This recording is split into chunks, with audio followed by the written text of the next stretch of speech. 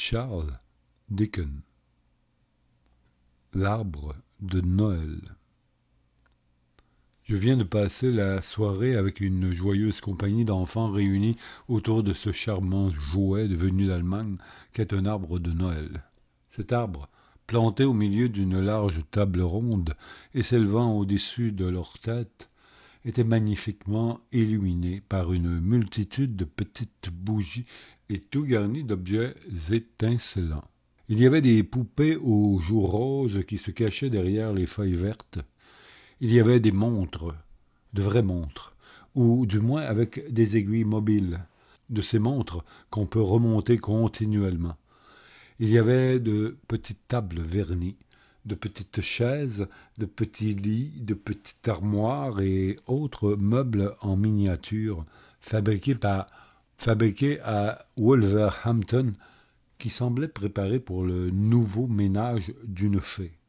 Il y avait de petits hommes à la face réjouie, beaucoup plus agréables à voir que des hommes réels, car si vous leur ôtiez la tête, vous les trouviez pleines de dragées. Il y avait des violons et des tambours, il y avait des tambourins, des livres, des boîtes à ouvrage, des boîtes de peinture, des boîtes de bonbons, toutes sortes de boîtes. Il y avait, pour les filles aînées de la maison, des bijoux bien plus brillants que des bijoux en or et en diamants de grandes demoiselles.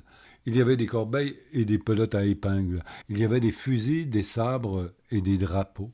Il y avait des sorcières en carton qui se tenaient par la main pour danser la ronde du sabbat.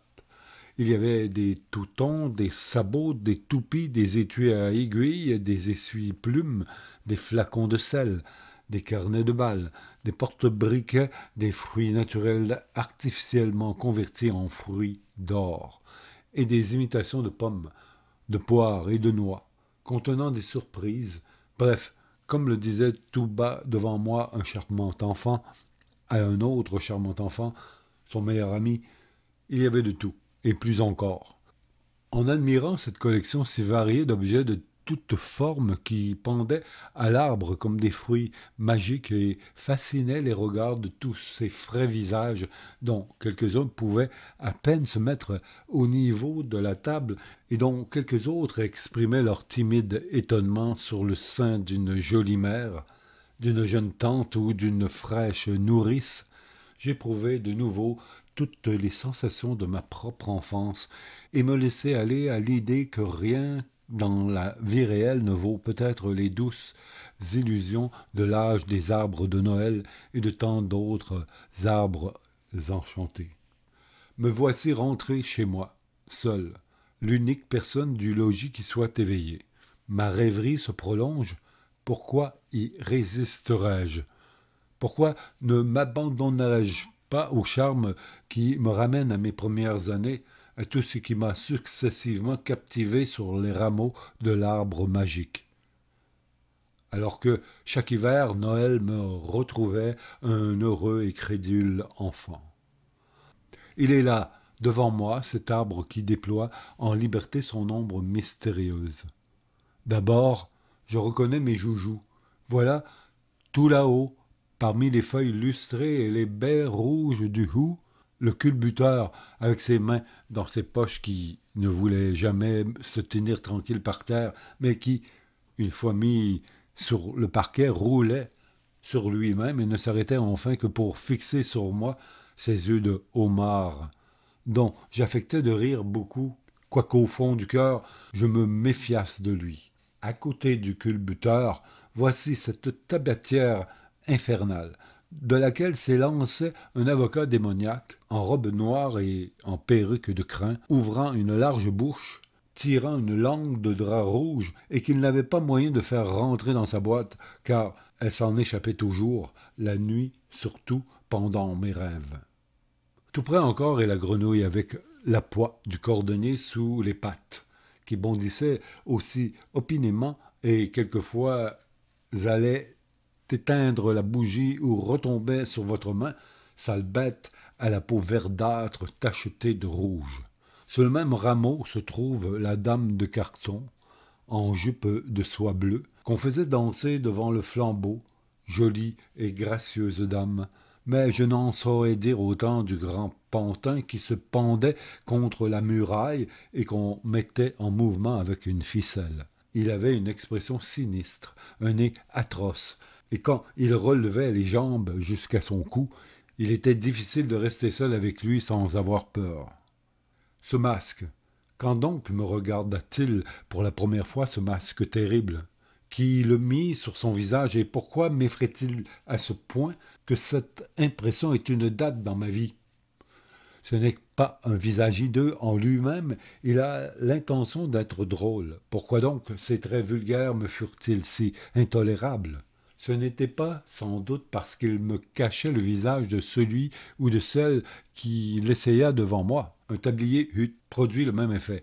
Était-ce l'immobilité du masque? Le visage de la poupée était immobile aussi, et je n'en étais pas effrayé. Peut-être cette fixité soudaine, substituée à l'animation d'une figure réelle, me donna-t-elle le premier pressentiment du changement qui doit tout à coup se produire sur tout visage humain.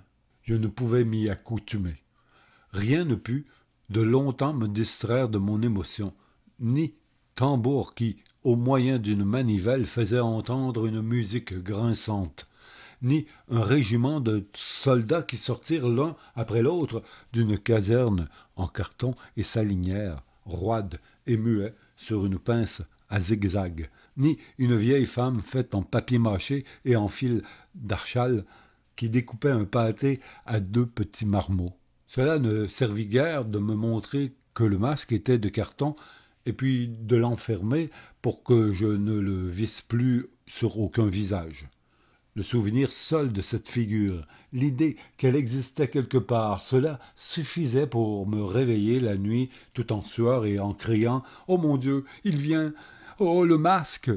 Je ne m'inquiétais jamais alors de savoir de quoi était fait mon cher Baudet, que voilà encore avec un panier de chaque côté de son bac.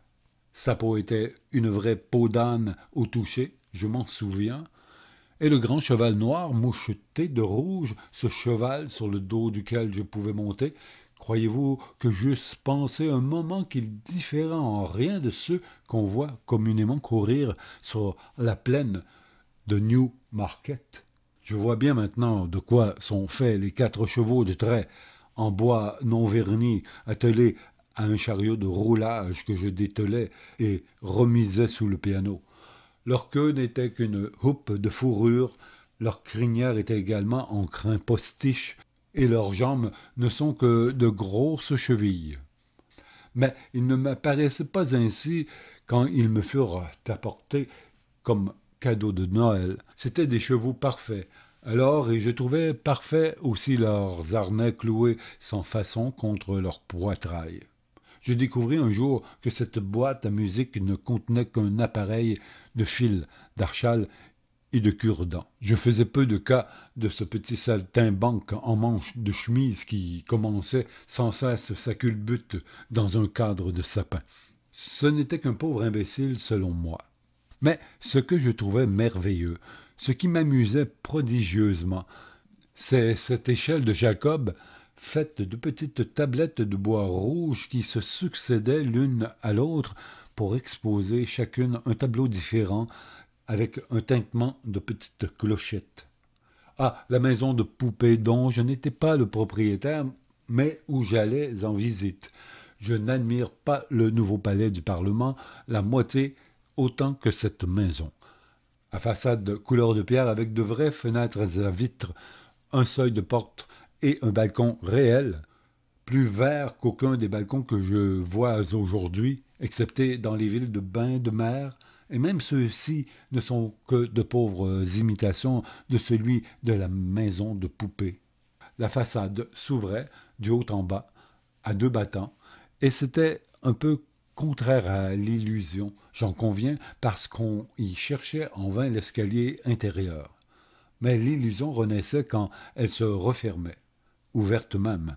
Il y avait 3 chambres distinctes, le salon avec fauteuil et canapé, la chambre à coucher avec un ameublement d'une rare élégance et, mieux encore, la cuisine avec sa cheminée, son fourneau tout un assortiment d'ustensiles, y compris une délicieuse bassinoire et un cuisinier de profil qui se préparait sans cesse à faire frire 2 poissons. Combien de festins de la Barmécide j'ai fait sur cette table où figurait tout un service en plats de bois, chacun contenant son mets particulier, tel qu'un jambon ou une dinde, qui était fixé au moyen d'un peu de colle forte et garni de quelque chose de vert qui devait être, je crois, de la mousse.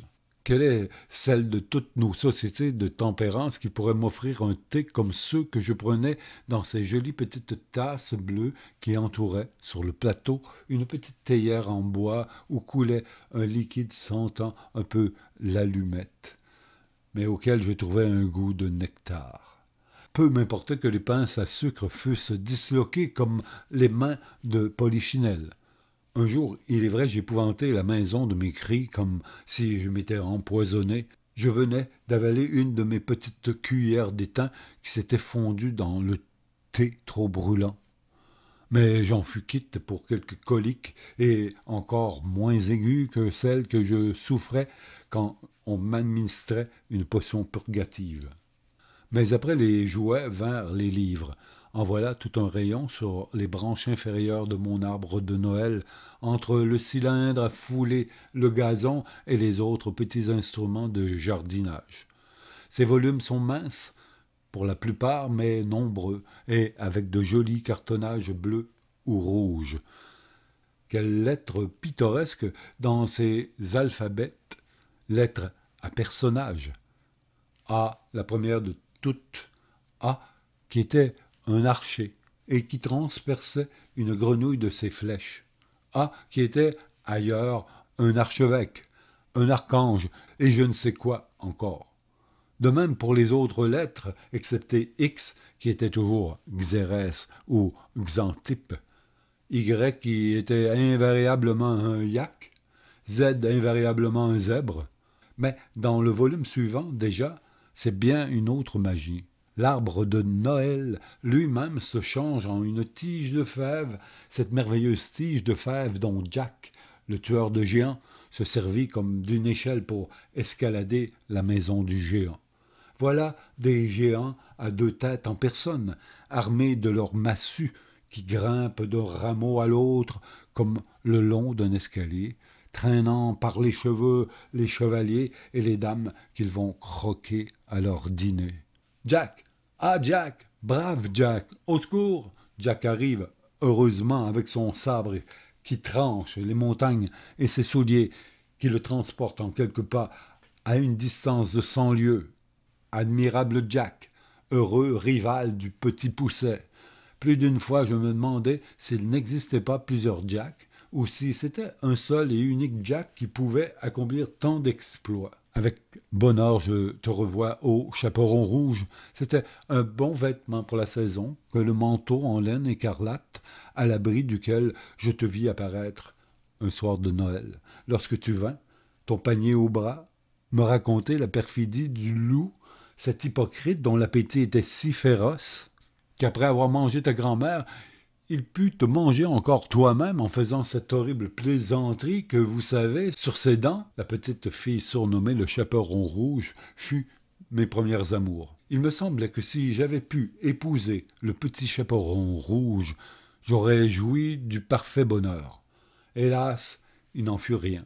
Mais en souvenir du petit chaperon rouge, chaque fois que je faisais la procession des animaux de mon arche de Noé, le loup était toujours mis à la queue de tous les autres comme un monstre qui devait être dégradé.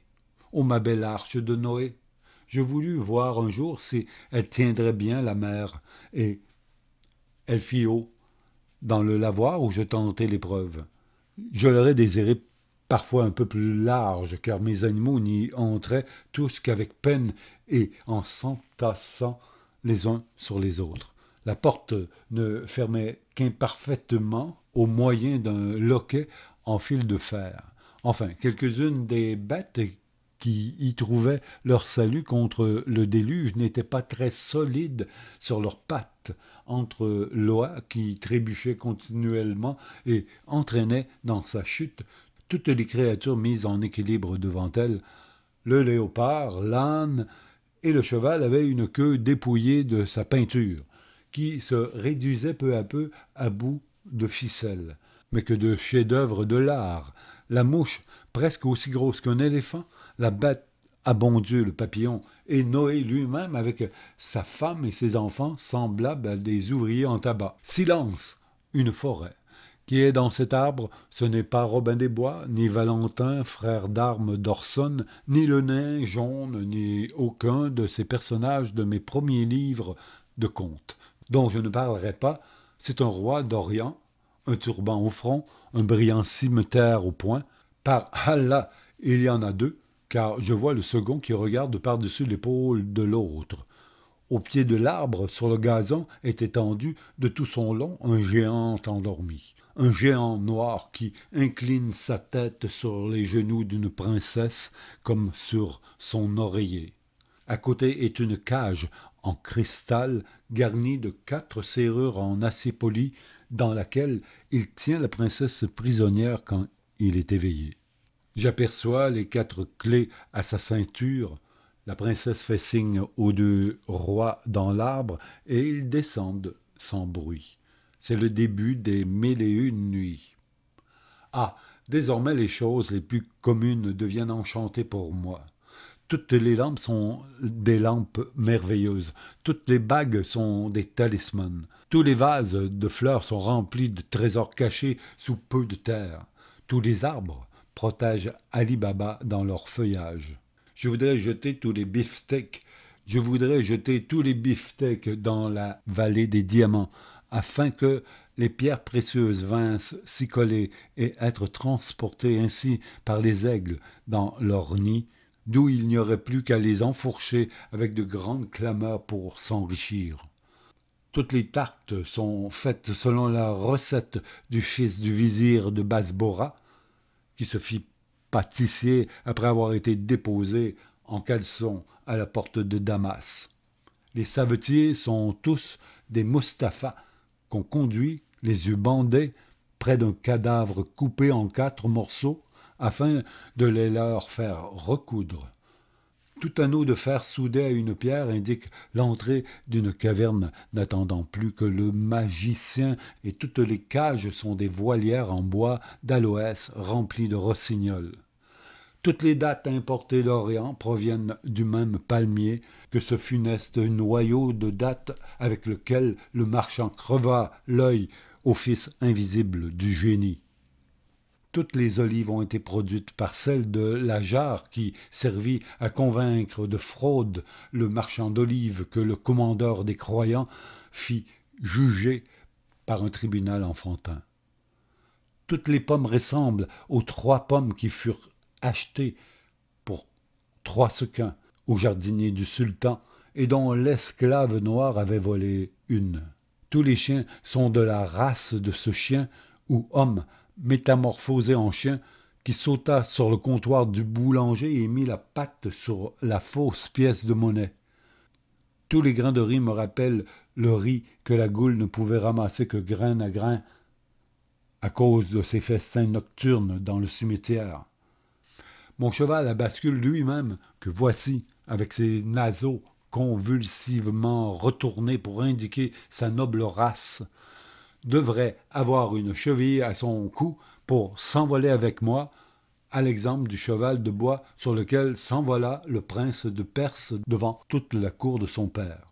Oui, tous les objets que je reconnais au rameau de mon arbre de Noël brillent de cette merveilleuse lumière.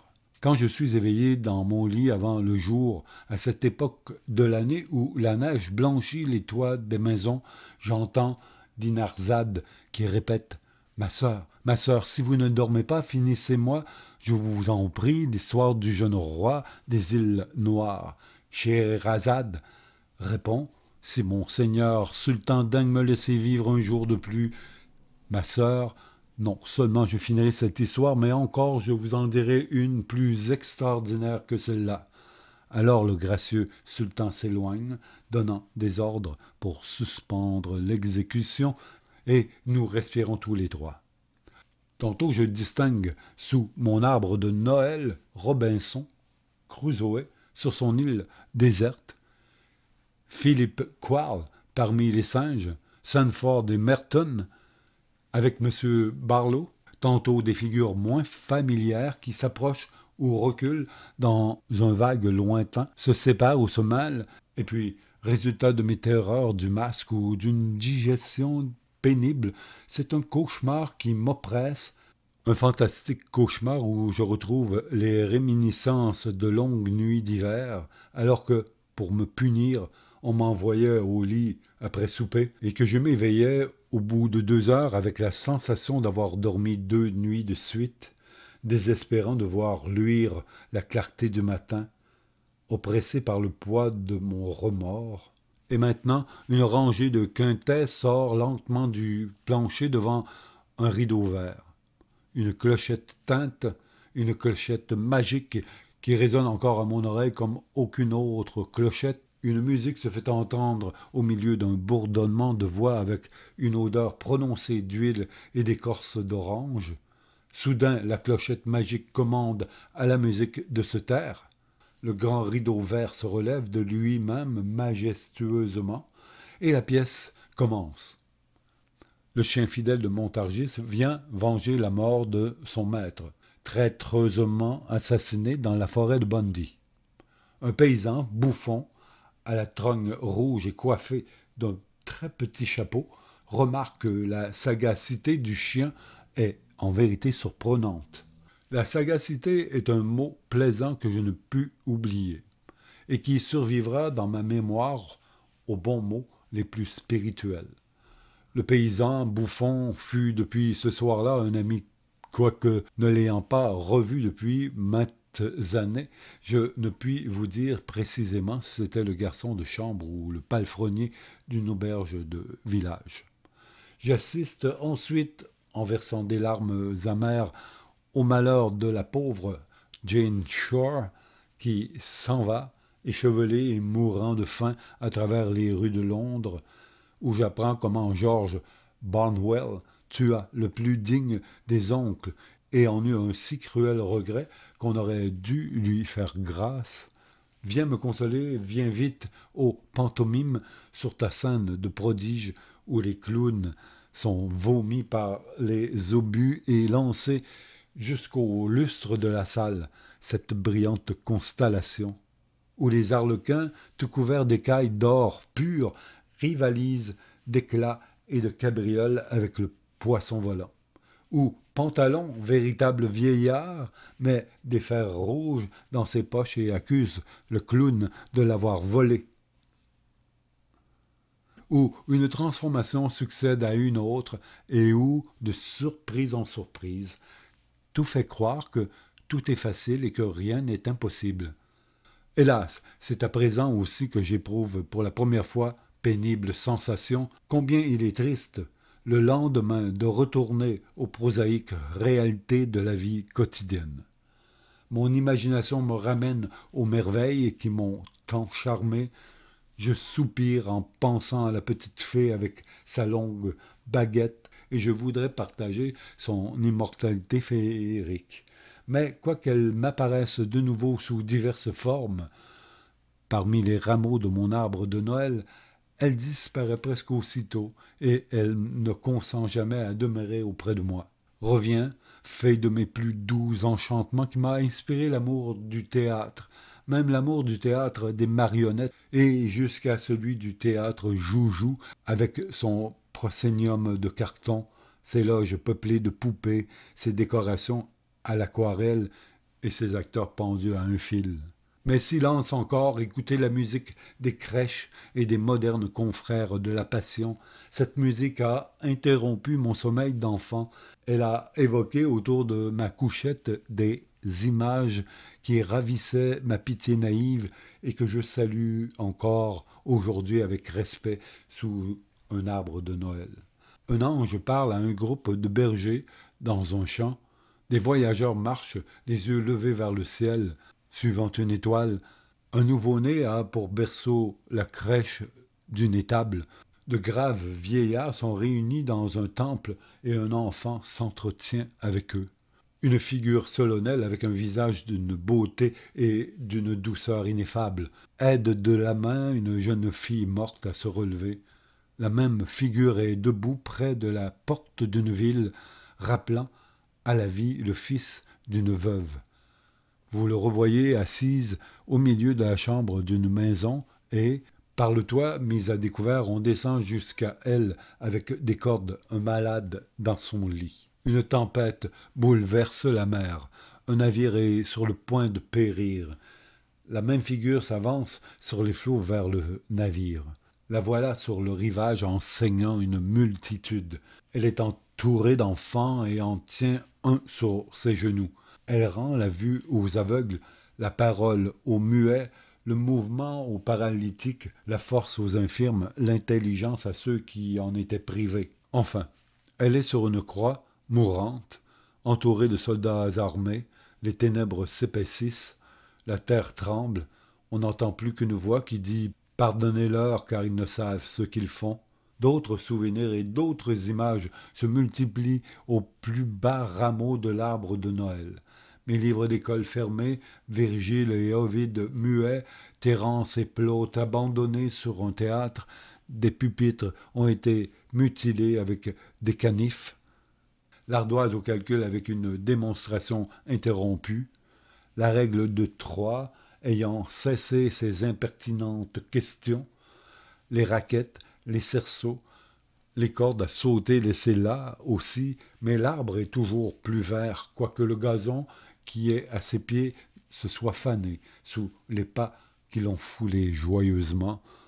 C'est que j'ai quitté l'école pour la maison paternelle, c'est que les études et les récréations de la vie scolaire sont remplacées par les jeux et les danses de la famille. Ah, nous voilà tous réunis confortablement autour du foyer où je retrouve un parfum de marron rôti et d'autres excellentes choses. J'écoute et puis je parle à mon tour, faisant mes débuts de conteur.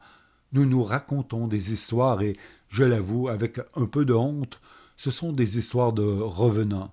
Quelle attention silencieuse! Quelle foi dans tous les regards! Nous voyons avec les yeux des personnages eux-mêmes, nous passons par toutes les émotions qu'ils ont éprouvées. Comme ce tableau de l'hiver est vrai. Nous cheminons sous un ciel brumeux, à travers une lande sauvage, jusqu'à ce que nous soyons arrivés devant une avenue qui nous conduit à un vieux château dont les fenêtres sont éclairées par les lumières des appartements. Nous sonnons à la grille qui tourne sur ses gonds et nous introduit sous les grands arbres aux branches dépouillées. À mesure que nous avançons, ils forment derrière nous une voûte plus sombre, comme si nous avions franchi les arceaux d'un souterrain qui nous défend de retourner sur nos pas. Mais nous sommes un voyageur fatigué qui a perdu son chemin, brave gentilhomme qui ne songe guère à battre en retraite, si l'on veut bien lui accorder l'hospitalité jusqu'au lendemain.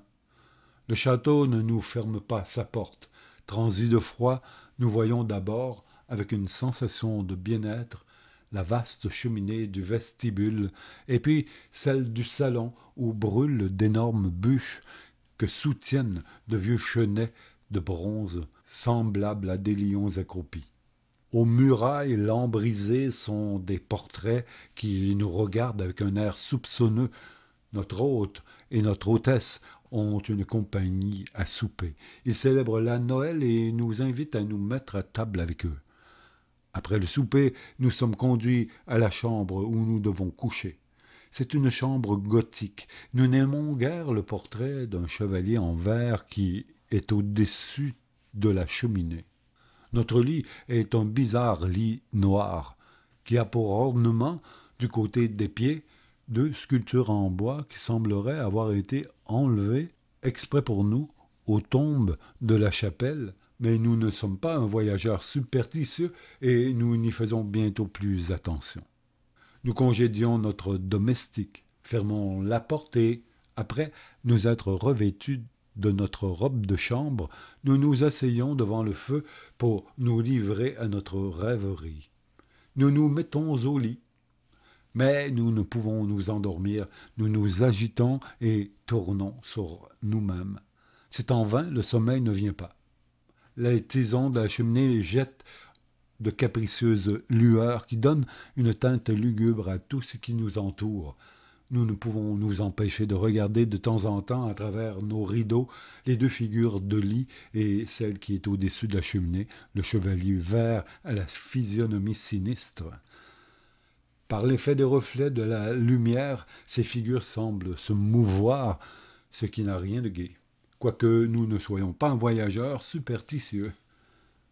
Nous devenons nerveux, de plus en plus nerveux, et nous avons beau vouloir dominer nos nerfs par notre raison, nos nerfs l'emportent. Nous nous disons, c'est vraiment ridicule, mais nous n'y tenons plus, il faut sonner et prétexter une indisposition. Déjà, notre main se dirigeait vers le cordon de la sonnette quand la porte s'ouvre d'elle-même et entre une jeune femme, horriblement pâle, avec une longue chevelure flottante qui glisse jusqu'au feu, s'assoit dans le même fauteuil que nous occupions naguère, et là se tord les mains. Nous remarquons alors que ses vêtements sont humides. Notre langue se colle à notre palais et nous ne pouvons prononcer un seul mot. Mais nous observons, avec toute l'attention dont nous sommes capables, cette apparition. Ses vêtements sont humides, ses longs cheveux souillés de vase. Elle est dans le costume que les femmes portaient il y a 200 ans, et à sa ceinture pend un trousseau de clés rouillé. Elle est donc là, assise, et nous ne savons pas comment nous ne perdons pas connaissance, tant nous sommes terrifiés.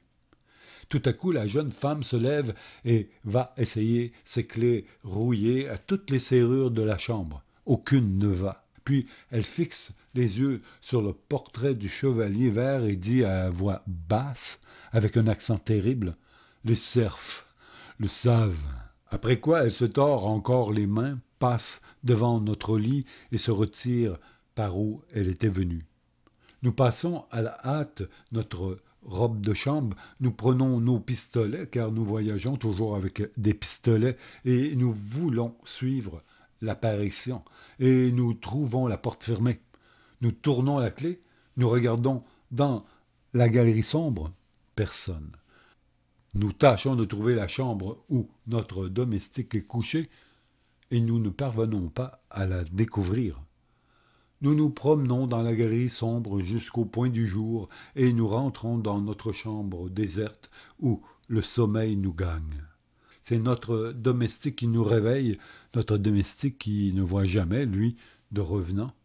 Nous descendons auprès de nos hôtes et faisons un triste déjeuner, tous les convives disant que nous avons un air singulier. Notre hôte nous accompagne pour nous montrer tout son château et nous l'entraînons nous-mêmes devant le portrait du chevalier vert.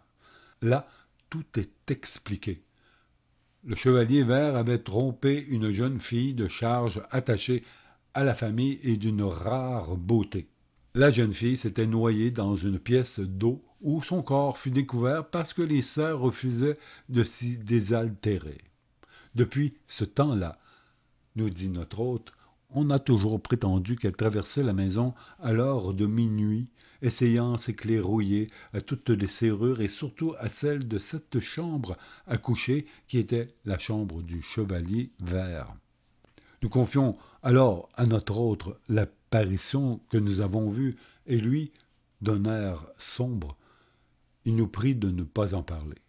Voilà toute notre histoire, mais elle est vraie, comme nous l'avons attesté avant de mourir, car nous sommes morts, en présence de témoins respectables.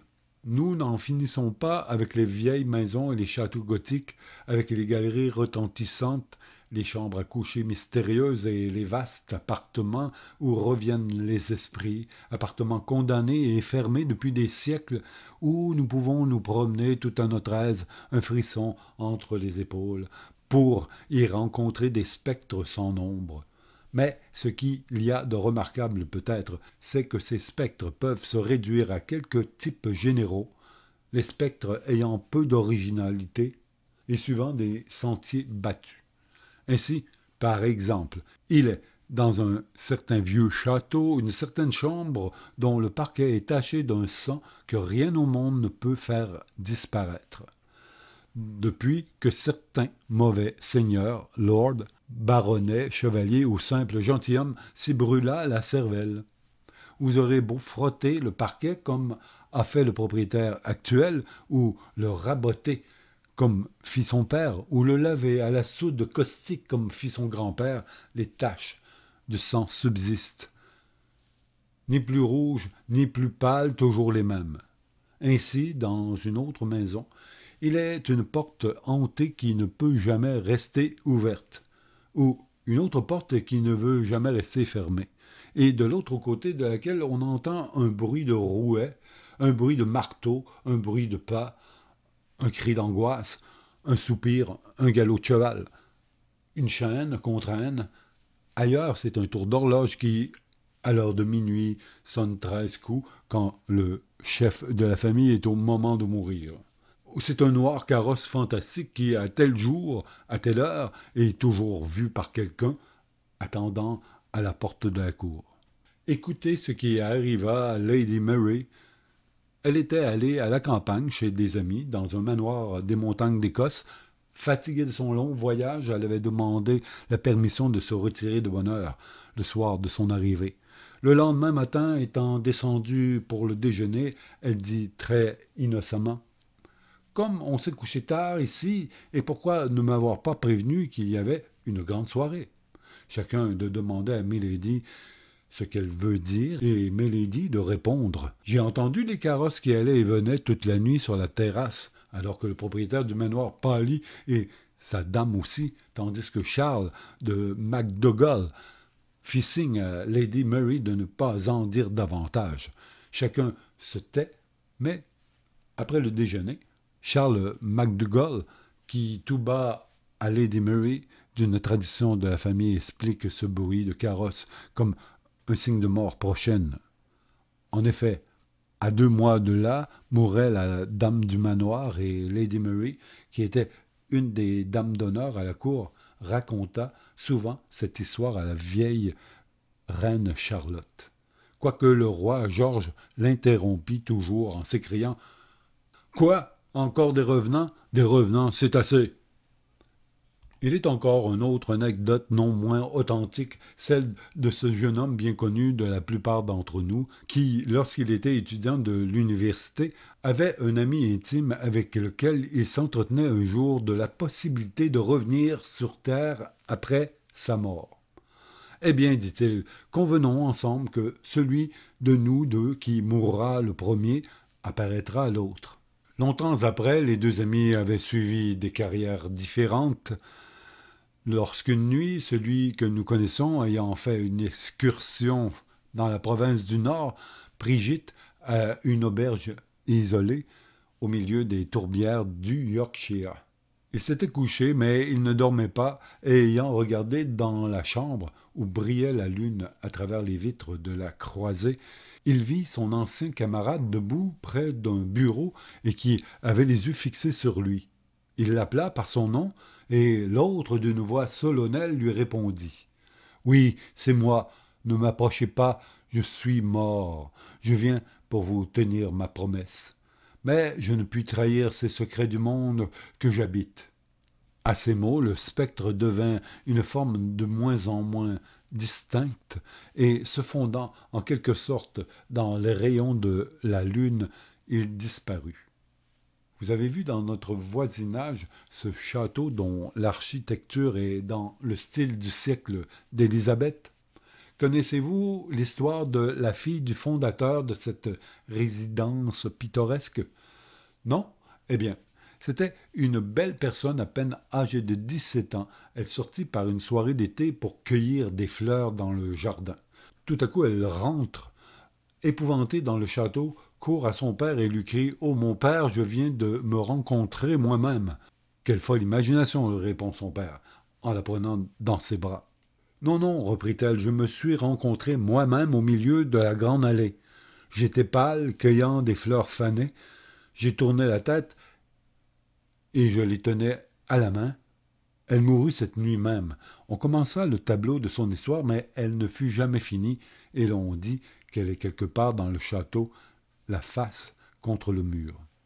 Vous dirai-je comment un soir, au coucher du soleil, l'oncle de la femme de mon frère, revenant chez lui à cheval, vit près du sentier de sa maison un homme, debout, devant lui, qui lui semblait lui barrer le passage. Que fait là, se demanda-t-il, cet homme en manteau? Veut-il donc que mon cheval lui passe sur le corps? Oh là! Et prenez garde! Lui cria-t-il, mais l'homme au manteau ne bougea pas. Le cavalier éprouva une étrange sensation en le voyant rester immobile, et il avança toujours, quoique ralentissant le trot. Quand il fut assez près pour toucher de l'étrier l'homme au manteau, son cheval fit un écart et l'homme au manteau monta sur le bord du chemin d'une manière surnaturelle, glissant plutôt que marchant, sans paraître se servir de ses pieds et ne se retournant pas jusqu'à ce qu'il disparût. L'oncle de la femme de mon frère s'écria « Ô ciel, c'est mon cousin Harry qui était à Bombay. » Il donna de l'éperon à son cheval, qui était inondé de sueur, et, ne pouvant définir son étonnement, il se dirigea vers sa maison. Là, il revit la même figure qui venait de passer sous la fenêtre du salon, laquelle s'ouvre sur la pelouse. Il jeta la bride à un domestique, entra, et sa sœur étant assise seule, il lui demanda « Alice, où est mon cousin Harry ?»« Votre cousin Harry, John ?»« Oui, qui est revenu de Bombay. Je viens de le rencontrer dans le petit sentier et il est entré ici. » Mais ni Alice ni personne n'avait vu ce cousin, et l'on sut plus tard qu'à cette même heure, à cette même minute, il était mort dans l'Inde. Un autre récit mettait en scène une certaine vieille fille, très respectable, morte à 99 ans avec tout son bon sens, et qui avait réellement vu l'enfant orphelin. Histoire qu'on a souvent racontée inexactement et que nous savons mieux que personne, car c'est, par le fait, une histoire appartenant à notre famille, et la vieille fille était de notre parenté. Elle avait environ 40 ans, était encore très belle à cet âge, et elle restait fille, malgré plusieurs demandes en mariage, toujours fidèle à la mémoire de son fiancé, qui était mort au moment où il allait l'épouser. À l'âge de 40 ans, disons-nous, elle se fixa dans une maison de campagne du comté de Kent, nouvellement achetée par son frère marchand de la Compagnie des Indes. D'après une tradition, cette propriété avait autrefois été celle d'un jeune enfant orphelin confié à un tuteur, son plus proche héritier, et qui le fit mourir à force de mauvais traitements. Notre parente ne savait rien de cela. On a prétendu qu'il y avait dans sa chambre une cage où le tuteur enfermait l'orphelin. Cette cage n'existait pas. Il y avait seulement un cabinet. Elle alla donc se coucher la première nuit de son arrivée chez son frère, et le lendemain matin, quand la servante de la maison entra, elle lui demanda tranquillement « Mais quel est donc ce petit garçon, à l'air si malheureux, que j'ai vu plusieurs fois cette nuit entr'ouvrir la porte de ce cabinet, donner un coup d'œil dans la chambre et se retirer ?» La servante ne répondit que par un cri de terreur et s'enfuit. Notre parente fut surprise, mais c'était une femme d'une remarquable présence d'esprit. Elle s'habilla, descendit auprès de son frère et lui dit « Walter, j'ai été réveillée plusieurs fois cette nuit par un joli petit enfant, à l'air triste, qui entr'ouvrait la porte du cabinet pour donner un coup d'œil. J'ai voulu moi-même ouvrir cette porte et je n'ai pas pu. Il y a là-dessous quelque mystification. » « J'ai peur que non, Charlotte, » répondit son frère, « car c'est la légende de la maison. Vous avez vu l'enfant orphelin, qu'a-t-il fait ?»« Il ouvrait doucement la porte, » répéta la sœur, regardait et se retirait. 3 fois de suite, il a hasardé un pas dans la chambre. Je l'ai appelé alors d'une voix encourageante, mais chaque fois il s'est retiré encore tout tremblant et a refermé la porte. Le cabinet, Charlotte dit, le frère n'a de communication avec aucun autre appartement de la maison. La porte en est condamnée et fermée avec des clous. C'était vrai. C'était vrai, on voulut examiner l'intérieur du cabinet. 2 charpentiers furent employés à cela tout un après-midi, et notre parente ne douta plus qu'elle n'eût vu l'enfant orphelin. Mais le plus étrange et le plus terrible de l'histoire, c'est que l'enfant orphelin fut vu aussi par 3 de ses petits-neveux, 3 fils de mon frère, qui moururent tous jeunes. Chaque fois qu'un de ses enfants tombait malade, il accourait 12 heures auparavant, tout en sueur à la maison, et disait à sa mère « Oh maman, je viens de jouer sous le chêne de la pelouse avec un petit inconnu à l'air triste, qui était bien timide et qui ne parlait que par signes. » Une fatale expérience apprit aux parents que c'était l'enfant orphelin, et que celui de leurs enfants avec lequel ils venaient de jouer devait bientôt mourir. Combien de châteaux allemands où nous allons nous asseoir seuls pour y attendre le spectre, où nous montre une chambre que nous examinons d'un air inquiet, quoique comparativement confortable, où nous voyons des ombres sur la muraille, produites par le reflet de la flamme du foyer. Combien d'auberges où la solitude pèse sur notre âme quand l'hôtelier et sa fille se sont retirés après avoir garni de bois la cheminée et servi la table proprette, un chapon rôti avec un flacon de vin du Rhin. Combien de longs corridors où le bruit d'une porte fermée retentit d'écho en écho, comme la réverbération du tonnerre, et où, la nuit venue, nous sommes initiés à tous les mystères de la fantasmagorie. Combien d'étudiants, en la compagnie desquels nous rapprochons notre chaise du feu, tandis que notre jeune frère, assis dans un autre coin, ouvre de grands yeux étonnés et se lève en repoussant le tabouret qu'il a choisi pour siège, quand la porte s'ouvre tout à coup avec bruit. Notre arbre de Noël est riche de pareils souvenirs. Ah, parmi les scènes profanes et ces images moins pures, puis-je retrouver toujours celle qu'évoque encore l'antique musique des crèches de Noël, qu'elle reste inaltérable au-dessus du cercle domestique, cette bienfaisante figure qui apparaissait à ma naïve et pieuse enfance, qu'à chaque retour de cette époque chère à la famille, je vois reluire l'étoile qui brilla au-dessus de l'étable de Nazareth. Ô arbre qui va t'évanouir, laisse-moi apercevoir encore une fois à travers tes rameaux le regard de ceux qui m'aimaient et qui ne sont plus.